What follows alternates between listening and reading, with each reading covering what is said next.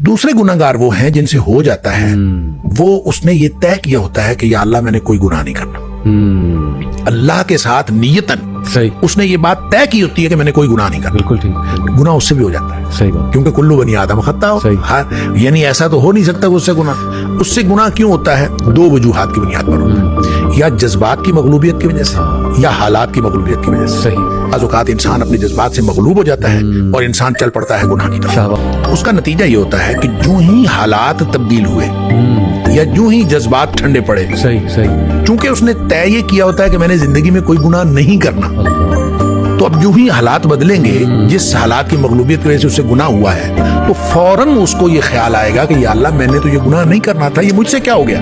ये है वो सुम्मा यतूबून मिन करीब है, फौरन वो तौबा कर लेते हैं। फिर उसको फौरन ख्याल आता है कि मैं, वो जो नदामत और शर्मिंदगी उसको होती है, वो जो परेशानी उसको होती है, ये नदामत असल में अल्लाह को पसंद है।